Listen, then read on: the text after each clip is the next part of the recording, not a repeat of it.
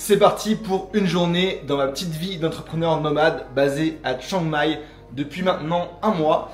Je viens de me réveiller, de me doucher, je t'épargne les plans à la con où je sors du lit. On va directement partir pour le café Basecamp en scooter et je te raconte là-bas ce qu'on va faire aujourd'hui. Ok.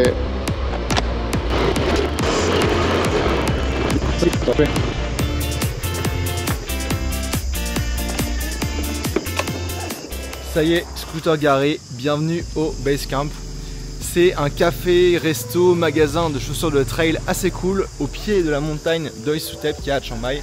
Là il y a un resto ici, là la boutique, un autre resto, un café. Et c'est un de mes cafés préférés ici pour bosser et vous verrez il y a des chiens normalement qui viennent faire coucou.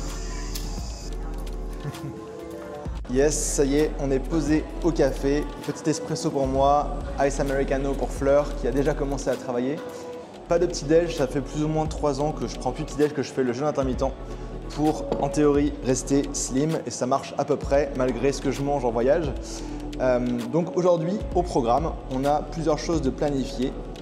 Donc ce matin on va bosser au café, ça va pas être méga intéressant. Ce midi on va aller manger le plat local de Chiang Mai qui est le khao soi, qui est des nouilles au curry et dans un resto qui est guide Michelin, donc ça va être cool. Cet après-midi, travail à la maison, donc je vous montrerai un petit peu l'appart, comment j'ai aménagé mon bureau, mon setup et tout ça. Ensuite on va aller au sport, Ensuite de ça, on va… en fait, la suite de la journée, ce qui se passera à partir de 19h30, 20h, je sais plus ou moins, mais je vais garder ça en surprise. C'est vraiment typique de la vie ici et je voulais vous partager ça avec vous. Ok, je vais m'installer. Après, c'est parti pour une petite session de travail. Pour commencer, un truc que je fais toujours avant d'ouvrir mon ordi, c'est de journaler. Je sais que ça fait très cliché entrepreneur, mais je fais ça sur mon iPad.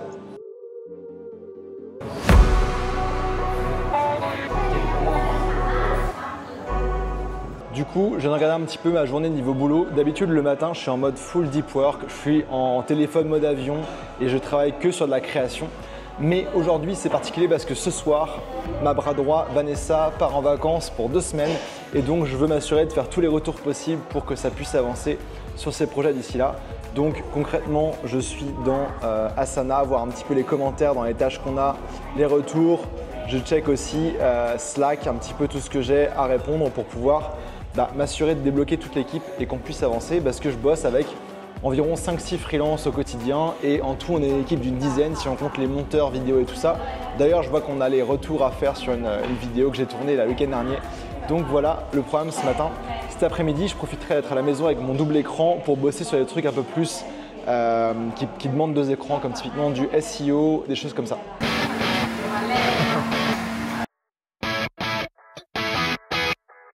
Du coup là je suis en train de faire les feedbacks sur la vidéo que j'ai tournée la nuit à 2,50 € versus 504 € à Chiang Mai. Donc je fais des retours aux monteurs dans Asana là sur la vidéo pour essayer de raccourcir un peu ça et franchement ça va être une sacrée vidéo. J'ai bien hâte de vous la partager. Yes, il est 11h30 là, donc je suis content, j'ai réussi à répondre à toutes les demandes de mon équipe, toutes les demandes de feedback, de validation, etc. Donc c'est cool, j'ai un petit peu de temps pour aller débriefer avec vous avant d'aller manger.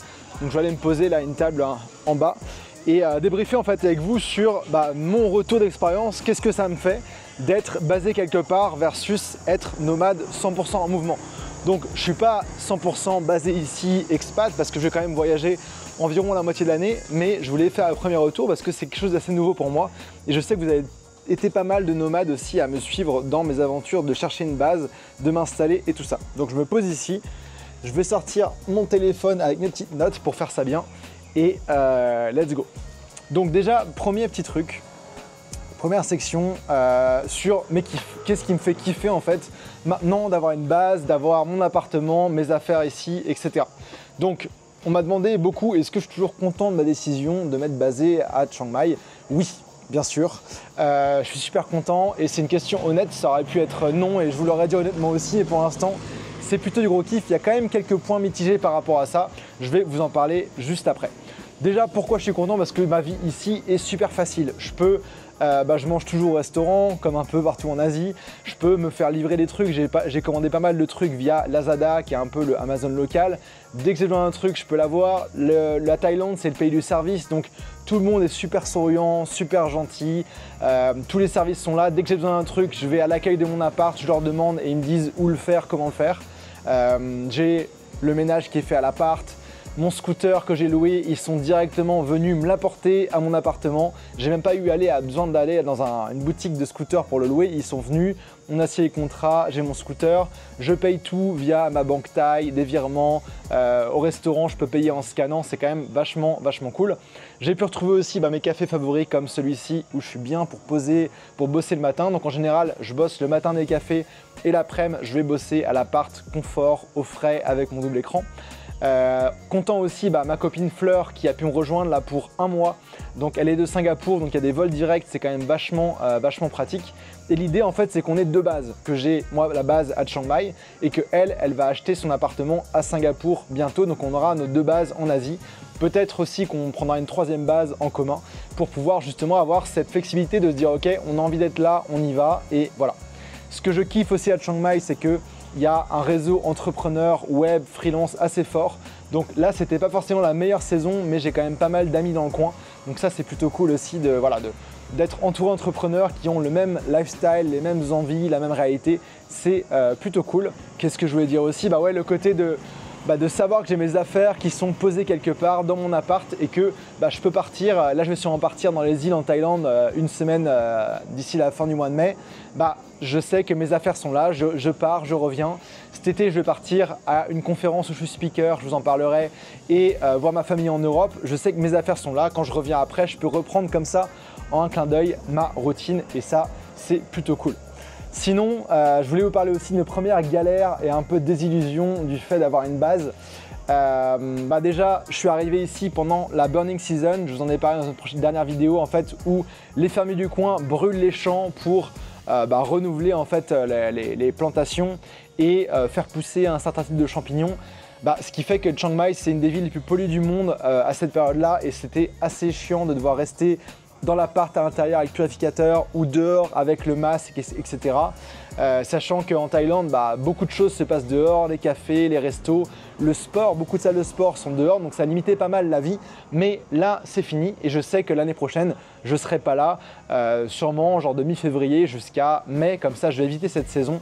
Et voilà, mon premier réflexe, je vous avoue, quand je suis arrivé là et au bout de quelques semaines, ça a commencé à me saouler, la burning season, de ne pas pouvoir être dehors. Mon premier réflexe, c'est de dire ok, je prends mon sac, je me barre.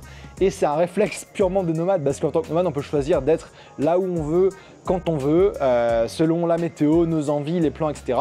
Mais je me suis contrôlé et voilà, je vais quand même me faire une semaine dans les îles ou dans le sud de la Thaïlande là en mai pour kiffer. Je sais pas si je vais aller faire plutôt un focus plongée ou focus apprendre le kitesurf. Mais en tout cas voilà. Autre point un peu plus mitigé, c'est que me baser quelque part, ça a été beaucoup et c'est encore beaucoup d'administratifs, changement d'adresse, les démarches du visa dont je vous ai parlé précédemment, trouver une assurance expat qui soit bien à un tarif ok. Donc là, j'ai trouvé quelque chose que je paye 170 € par mois, mais qui comprend vraiment beaucoup de choses, donc ça c'est cool. Donc je vous en parlerai, dites-moi si ça vous intéresse en commentaire de faire une vidéo sur l'assurance expat qui est vraiment différent d'une assurance nomade. J'ai également fait mon setup à l'appart, j'ai fait installer la fibre, j'ai fait réparer la clim, enfin des trucs comme ça un peu chiants que t'as pas à faire quand tu es nomade parce que tu sais que même le ménage, tu vois, tu sais que tu bouges tous les mois, tous les 2 mois, donc tu peux peut-être demander un ménage à l'arrivée enfin pas à l'arrivée ou à mi-chemin, mais là je le fais toutes les 2 semaines. Donc des choses comme ça à faire et aussi point mitigé, un peu, je vais changer d'un peu d'endroit pour garder ça un peu dynamique et pas vous perdre, mais en fait ça a été, je dois avouer, une période de transition pas forcément évidente pour moi parce que c'était plusieurs choses. C'était un changement d'identité, de passer du Ambroise, genre référent nomade qui bouge tout le temps, à Ambroise qui est posé quelque part. Je pensais aussi, j'ai eu un peu des désillusions parce que je pensais que ok, j'allais me poser quelque part, d'un coup j'allais être genre méga productif, tout allait être facile, j'allais pouvoir enfin faire tous les projets que je voulais et tout ça. La réalité était un peu différente parce que j'avais beaucoup de choses à faire niveau admin. J'étais aussi fatigué de tous mes voyages d'installation parce que là, je suis parti d'Europe. Bon, j'étais en Espagne en janvier. Ensuite, j'étais à Singapour. Ensuite, j'étais en Malaisie pour attendre le visa. Ensuite, j'étais à Bangkok ou à Hue. Puis, je suis arrivé là, donc beaucoup de choses. Et voilà, ça a été moins productif que je pensais. Mais maintenant, tout est bon. J'ai réussi à trouver un rythme plus sain. Et un peu plus posé. Le fait que ma copine soit venue aussi, c'était sympa. Et une bonne chose, c'est que maintenant je sais que quand je reviendrai à Chiang Mai, je vais pouvoir directement d'entrée de jeu être hyper productif parce que j'ai fait ce travail de m'installer, créer du réseau, tester différentes salles de sport, de yoga, etc. Et ça, c'est plutôt cool. Donc voilà, et puis pour finir pour cette section-là, avant la suite de la vidéo, on va continuer en mode vlog de la journée, mais je voulais quand même faire ce retour d'expérience que je sais que voilà, ça peut intéresser pas mal d'entre vous. Et puis un truc qui m'a pas mal aidé aussi, c'était déjà de planifier mes prochains voyages. Donc là, c'est pas encore calé, mais d'ici la fin du mois, je vais aller me faire une semaine à la plage parce que ça me manque. C'est là où j'aurais envie d'être aussi en ce moment, pour couper un petit peu, parce que sinon je serais resté 2 mois et demi, 3 mois à Chiang Mai, ça fait un peu beaucoup pour moi d'un coup, donc il y aura ça. Et puis j'ai failli aussi booker un trip à Shanghai parce que ma copine a un voyage d'affaires, mais finalement je me suis ravisé, je me dis que ça faisait un petit peu trop. Et j'ai booké mon billet là pour aller en fait à Bansko en Bulgarie. En fait, je vais être speaker au Nomad Fest, c'est le plus grand événement nomade du monde. J'y étais l'année dernière, j'avais fait une vidéo pour ceux qui se souviennent. Et du coup, j'ai mon trip qui est booké là-bas, donc j'y vais le 20 juin, je crois. Voilà, et puis ensuite de ça, je vais caler mes vacances en France avec ma famille, mes amis. Je pense que je vais être parti pour 1 mois et quelques, et après mon plan c'est de revenir ici à la base et de faire des petits trips comme ça à peu près tous les mois et quelques, retrouver ma copine, se rejoindre, je sais pas, au Vietnam, aller faire de la plongée, etc. Mais en fait à chaque fois de revenir ici à la base, qui est un concept différent. Et puis comme je disais, la prochaine burning season, donc la saison où il brûle les champs, où c'est pollué ici, c'est aussi la saison où il fait le plus chaud, qui n'est pas forcément le plus agréable. Et à cette saison-là, je vais planifier un voyage, je pense, un peu plus long, donc peut-être en Amérique latine. J'aimerais bien retourner au Mexique, Argentine, j'aimerais bien visiter la Colombie. Donc peut-être ça, puis aller voir mon ancienne vie, mes amis à Montréal. J'ai quelques amis à passer voir aussi aux US, donc ça pourrait être l'occasion. Voilà, donc là, on va aller manger et poursuivre la journée. Ok, du coup on arrive là au resto de Khao Soi. Et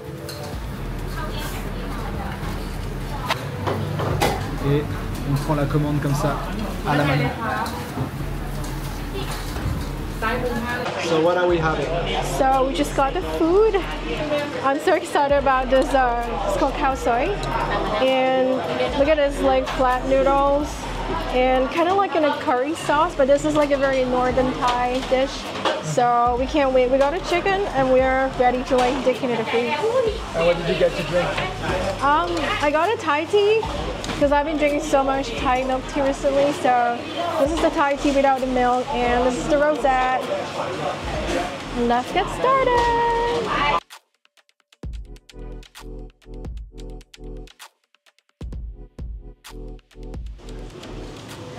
Bon les amis, c'était beaucoup trop bon et tellement peu cher qu'on s'est dit qu'on allait prendre un deuxième. Round 2.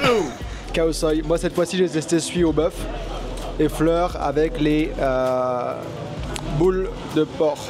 Du coup on sort du resto là, j'en ai eu pour un peu moins de 7 € pour 2 personnes, 4 bols de soupe et 2 boissons dans un resto guide Michelin. Bon. Yes, du coup on est rentré à la maison. Il faut vraiment que je chez le coiffeur. Je voulais vous faire une petite visite de l'appart, rapido, et vous montrer un peu mon setup de travail, mon bureau. Vous avez été plusieurs à me poser des questions basées sur mes stories Insta, donc c'est parti. Donc l'appart il fait 65 mètres carrés, je paye environ 550 € par mois, plus une centaine d'euros de charges, internet, tout ça. Donc voilà, c'est une grande pièce principale. Donc on va commencer, on va peut-être revenir ici par la suite. Donc ici il y a un petit couloir, salle de bain avec évier, toilette, douche à l'italienne et baignoire. Étonnamment on s'en sert un petit peu quand même. Voilà, il y a plein de rangements, plein de placards, c'est assez cool. Ici, il y a la chambre. donc assez grande. Voilà, Fleur, elle a choisi la chambre comme bureau cet après-midi. Donc elle s'est installée là, assez grande, lit king size, bien lumineux, plein de placards aussi de rangement, donc c'est cool, une petite vue sympa aussi. Donc voilà, et je vais vous montrer maintenant du coup la partie salon. Donc j'ai acheté des petits trucs de déco, à voir si je garde ça, ça fait peut-être un peu too much, mais en tout cas on est bien confort. Puis l'appart était meublé, donc j'ai voulu recouvrir le canapé d'un truc plus clean. Voilà, il y a la télé, ma trompette là aussi. J'ai installé une petite enceinte Bluetooth là, que j'avais depuis longtemps, que j'avais pas emmené en voyage quand j'étais nomade. Purificateur d'air. Je me suis donc set-up un bureau ici avec devant une fenêtre. J'aime bien travailler devant une fenêtre. Donc je me suis acheté une chaise confort et ça m'a coûté juste 30 € en Thaïlande, ce qui est assez ouf. Donc voilà. Je me suis aussi acheté récemment un tableau blanc.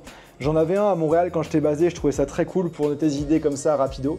Et donc je ne l'ai pas accroché au mur parce qu'il est beaucoup plus lourd que je pensais, mais c'est pas mal, tu vois, j'ai mon petit stylo ici, hop, je prends mes notes et j'ai déjà utilisé quelques fois. Et voilà du coup le setup du bureau. Donc il y a mon ordi, le même que j'avais tout à l'heure.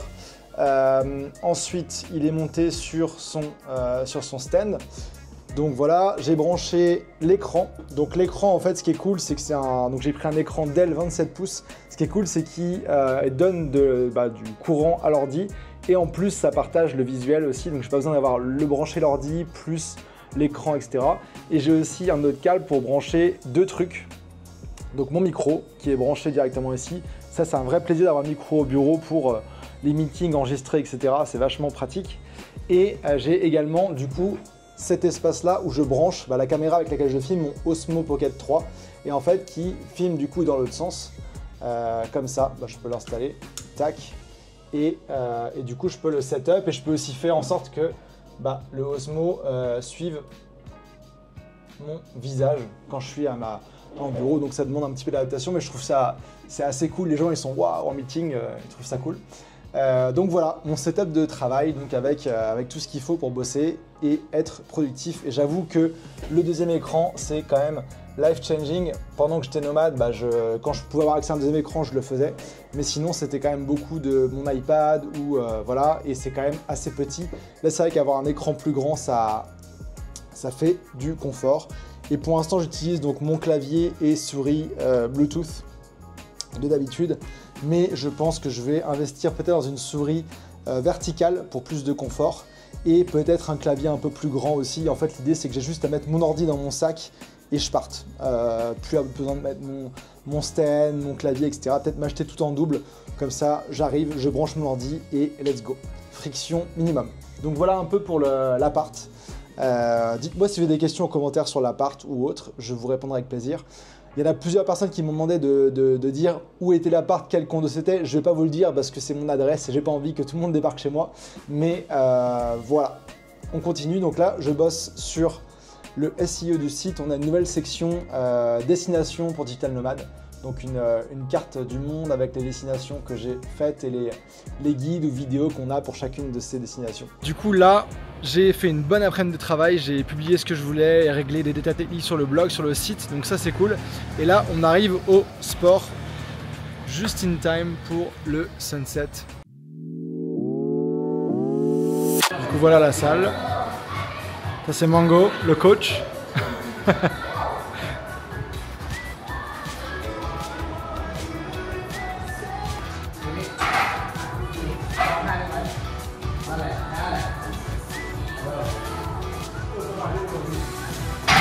Tous les exos, vous voyez, il faut qu'on les fasse 100 fois. Ça va être long. Là, on passe aux pompes.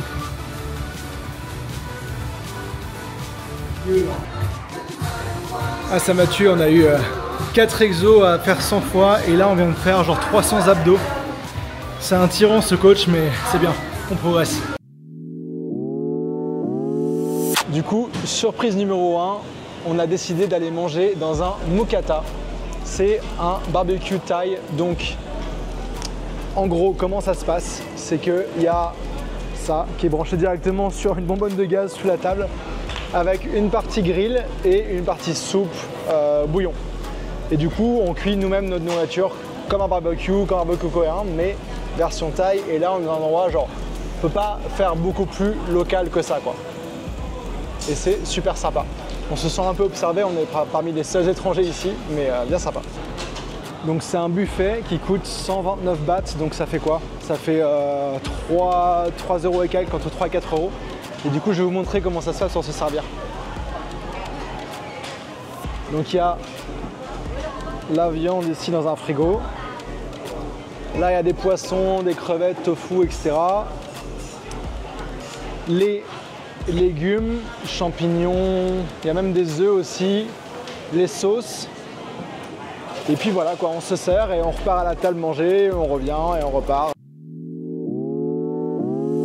Pour finir la journée comme il se doit, c'est massage, on a booké là à 22 h. Salon de massage avec des mamies bien sympas où on vient souvent. Et ça fait plaisir, vu le prix que ça coûte ici, faut pas se le refuser.